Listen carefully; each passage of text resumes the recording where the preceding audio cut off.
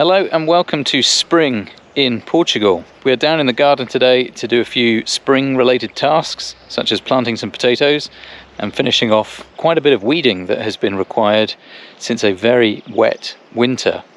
We still have quite a bit of that still to do, but there are a few other things happening down here which we thought we would give you a bit of a tour of. We'll also update you on a few other bits and pieces that are happening around the farm, so do stay tuned for all of that.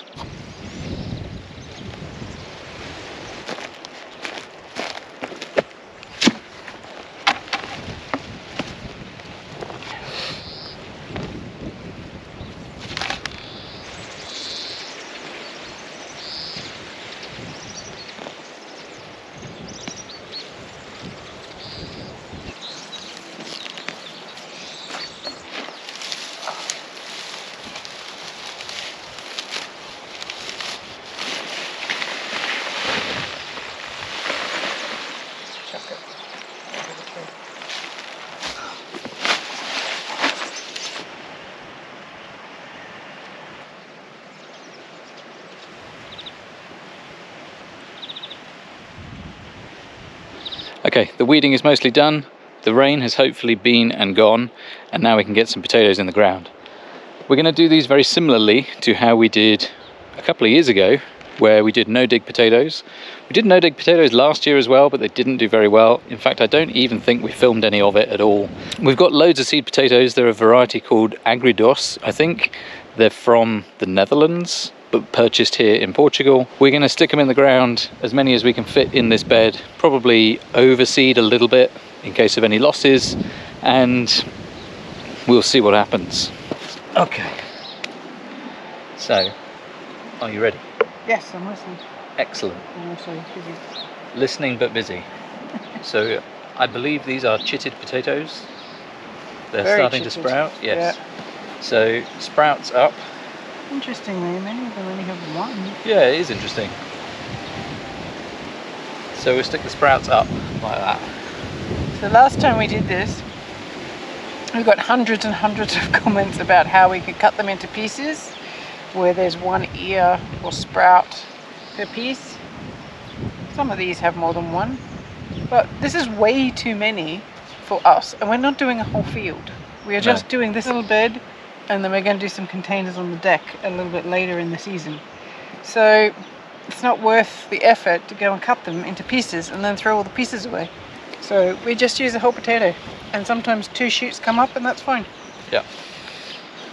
So I can't remember what spacing we did last time, but I think it was not tight enough. No, it wasn't. So we're going to do something a bit like that. And if they don't work, it doesn't matter. So that's the other thing. We don't grow this really to be self-sufficient.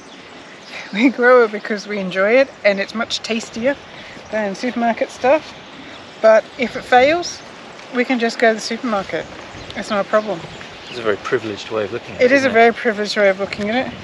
But growing your own food, that's a worthwhile cause. Sure. Shall I do down this side? Do you think that is going to be too tight? It feels a bit tight. Probably. Yeah, more like that. Maybe 3 rows. Okay, we'll go 3 rows. Okay. Sprouts up. Sprouts up.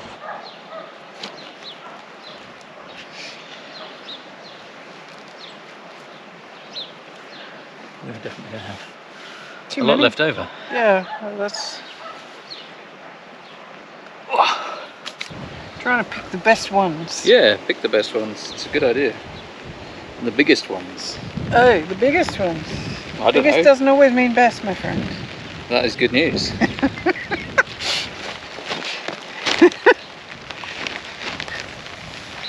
Oh, the rain. We're not winning. There's another one of these tools there. Well, that's why I was saying. If I just do this, you do that. Both things get done. Yeah, exactly.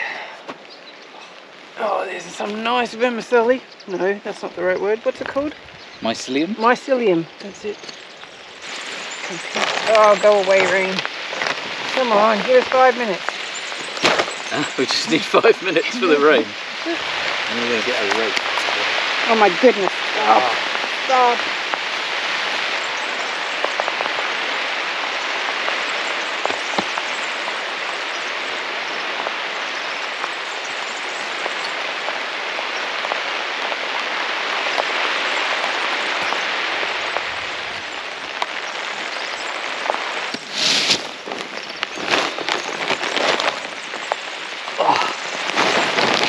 This compost we bought in bulk, but we've put it in bags for ease of moving it around. The bags are recycled. Normal disclaimer.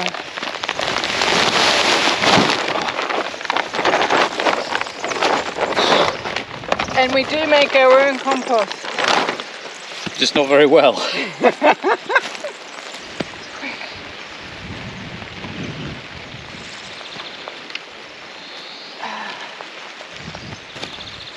Alright. Is that enough? I'm going to get another bag if you want. We'll mount them up later. Yeah, no, I know. There's probably enough for now, eh? It's probably enough now. There we go. Easy potatoes.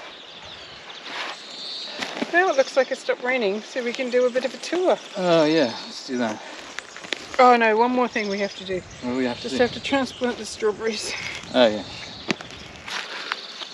So, I want to reuse this bed for something else, but alongside of that, some lovely person quite a while ago, maybe a year ago, Maybe 2.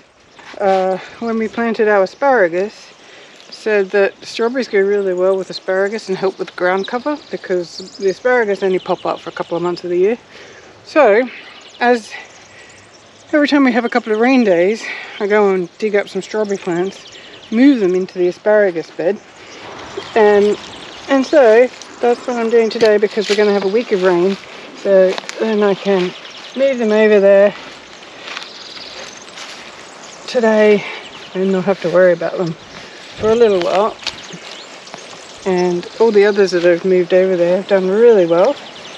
We've got 2 different varieties and they fruit at different times, which is excellent. But the other thing is, from what I understand about transplanting strawberries, is you should cut off all the fruit initially so that they put all their energy into Roots. Yeah, into like getting comfortable in the new home. So That's maybe what we should put all of our energy into. maybe.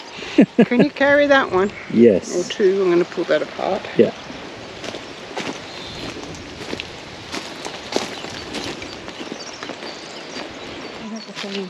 So this asparagus we planted in the no-dig style, where we essentially just put it on top of the surface of some compost and then covered it with more compost about 2 years ago when we first made this bed. Asparagus is an interesting one. It's a perennial, so it means it comes back every year, but you can't harvest from it for the first at least 2 years, but then after 3 years you get a proper full harvest. So this year we can take a couple of spears. I don't want to take too many early on because the plant still needs to put energy down into its roots, but a little bit later on in the season we might pick some homegrown asparagus and cook it up nicely. But it's doing very well. It seems very happy here. We keep weeding around it because apparently they don't like lots of things interfering with the roots, other than strawberries apparently. Look at these guys. Oh yeah, that's cool.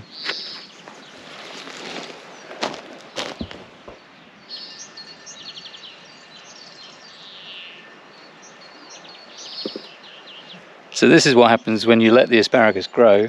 It becomes very quickly, I mean these popped up only maybe a few days ago. It kind of grows up like a tree, or a bit like a dill plant. I think they're in the same family, or if not, they at least look very similar. Since we planted them, every time something's popped up, we've just let it grow and grow and grow, as high as it gets, maybe a couple of meters, and we haven't harvested any of them yet. But when we do want to do that, it's as simple as coming in and just kind of snapping them off near the base, and then cooking them up. And so one day soon we will have probably more asparagus than we know what to do with. So give us your recipe suggestions. As easy as that. Well, the soil does the work and the water will help them hopefully in the next few days. So we got 10 asparagus crowns and about 20 strawberry plants now. Yeah, and I did some strawberry when this lovely person told us initially, which I think was 2 years ago when we first planted the asparagus. I did do some strawberry transplants, but it must just not have been the right time to transplant strawberries because they all died. And I've been slowly doing this. It's March, and they've taken to it. I haven't lost a single plant. This one might come. Quite small. It's quite little, yeah. Whereas like these guys are a couple of years old. They've been in that bed, and the ones down that end I think we got last summer, so they're much more established. But yeah, and then as these produce more suckers or runners, whatever they're called in strawberry world, I will kind of fill in the gaps a bit. But there's plenty of space for them, and apparently they can grow all the way over the part where the asparagus come up, and then asparagus will just pop up through them. Fascinating. But I might keep that clear, because then it's easier to harvest as well. Right, shall we do a bit of a quick whistle-stop tour of the garden before the rain comes again? Show you what we've got growing, which is mostly left over from our winter planting that we did. But there is one new thing which we can show you. So here we've got a bunch of leeks. They're very tasty looking, almost ready to harvest. In fact, probably are ready to harvest. These were from plug plants. I've definitely harvested a couple from here already, and we just leave them here as long as we need, and then we just pull them out as we need them. Next to the leeks, a load of onions, which were also transplanted from plugs we bought from the garden centre. These have been here all winter and are now in pretty good shape. We probably harvested some small ones for spring onion type things. Some of them have split a little bit, but that's not a big deal. This bed was full of weeds, but the onions managed to grow anyway, which is kind of cool. Here, where you see nothing, there was some kohlrabi, or some, I forget what the Portuguese name is for it. As I said about the onions, this whole bed was completely covered with weeds, and I think the kohlrabi rotted away, and so we didn't get to eat any of those. But never mind, we'll try again next year. Nearby we have some tall kale, which has fallen over and grown lots of new tall kale, and has now gone to seed, or flower at least. And the flowers are kind of pretty, so we'll probably leave them here for a bit for the bees. And at this end of the bed, just some small weeds. Do you want to talk about these peppers? So we overwintered these peppers unintentionally. We have tried to overwinter peppers before intentionally, and it's not worked, so maybe I just need to ignore them more often and they'll behave. We've had a mild winter in terms of, I don't think we had a single frost here. Or maybe we had a lot of rain though. A lot of rain. And this one is still very green. The other ones are very alive still. So this guy, that's not alive. This stalk is very alive. So we're just going to cut them back to just the bits that are alive still. And see if April, May, they might pop up again. I think these are old leaves, but they look new. That could have just been damaged. Maybe. So stay tuned for the pepper saga. But yeah, we might get lucky this year because the winter was not so cold. Or maybe it's an amazing shade cloth. Maybe that protected them from the winter. It's amazing. Look at it.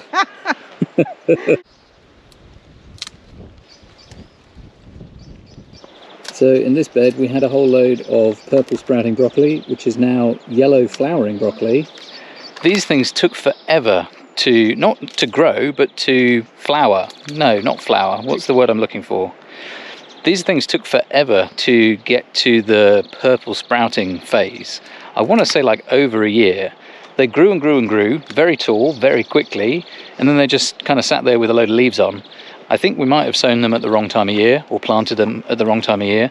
But eventually we got loads and loads of purple sprouting broccoli bits, which is excellent, because it's my favourite kind of broccoli. I'm not a huge fan of the big kind of, what do they call it, calabrese. I like the sprouting ones. I think they're much more interesting. They're more versatile when cooking. So I'm a big fan of those, and I think they look really nice as well. These will be coming out soon because they are now starting to flower. I don't remember what's going in this bed, but something delicious, no doubt. We have a little bit of cabbage at the end, which we're kind of picking leaves from, but I think that is probably going to go the same direction as our sprouting broccoli very soon and start to flower. This purple one is kind of interesting. You might be able to see down here is where I cut it originally to harvest it, and we've had these little side shoots come up, and this is almost making itself a new purple cabbage. So we've got a whole bed of onions behind me.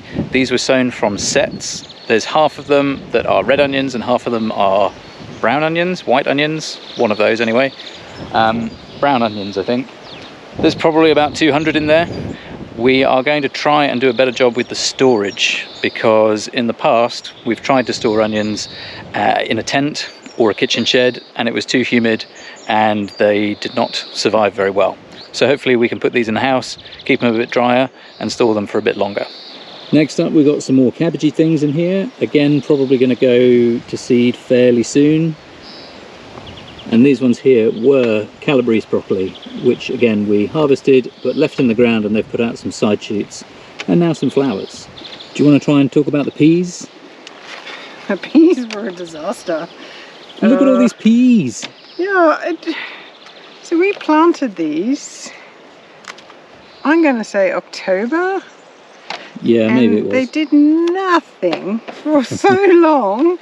And then the rains came and then they went crazy. I think this is one plant and I put like 6 in, and you can see some of the others like this. Nowhere. Don't know, it's not even worth it. I don't know what happened.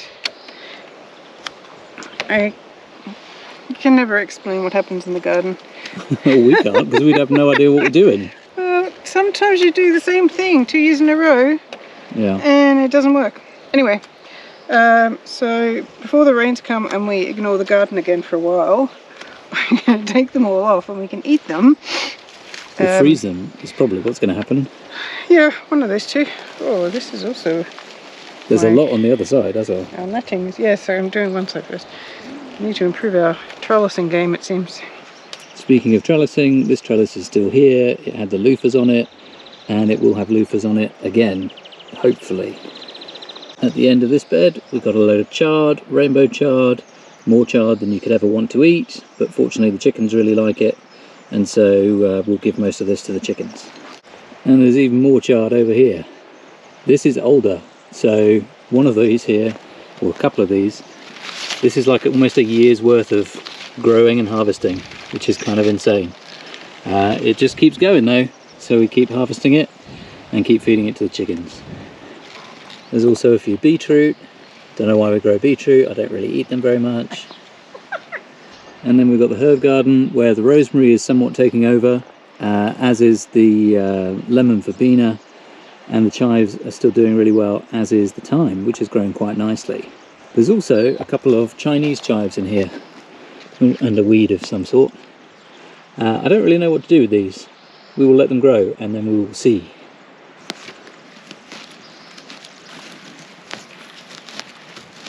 So that is a tour of what is currently growing in the garden.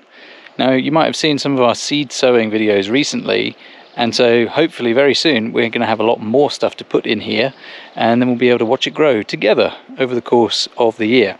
But we have more than just vegetables here, and so we can show you some of the trees, some of the ones that we planted in particular, and then maybe we'll wind up at the shed and see what's going on with the seedlings that we planted a few weeks ago, that we sowed a few weeks ago. More than a few weeks. More than a few weeks ago. That. Talk to me about your favourite fruit. I was going to say, so let's talk about the oranges, because it's the thing we get the most comments about. I had a conversation with someone in the comments about orange math. Now there's chicken math and there's kitten math. There's also orange math, which is calculate the number of oranges or pieces of fruit that 7 mature trees might give you, minus the number of oranges that you might juice, eat, or give away as 2 people. And let me tell you, there's some left. There is a few left. So I think I've calculated we must get 3,000 or 4,000 pieces of fruit from our trees. And a jar of marmalade takes about 3 or 4 oranges. A jar of lemon curd or orange curd, equally 3 or 4 oranges. Orange cake, I think just 2.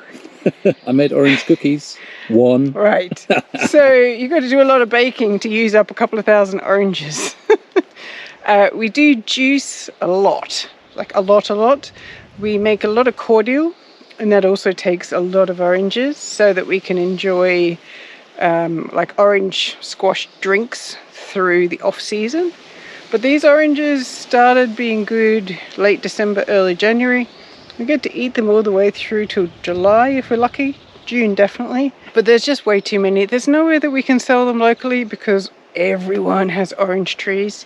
We do give a lot away to friends who don't have orange trees. The other thing we're going to try and do, or Guy's going to do, is take the blossom. So this is already next season's problem starting. We're going to take the blossom and make some orange blossom beer, right? Yes. So that's like nipping the problem in the bud before it becomes a fruit. There is another project that I'm going to hopefully do this year from oranges and lemons, but I'll save that one.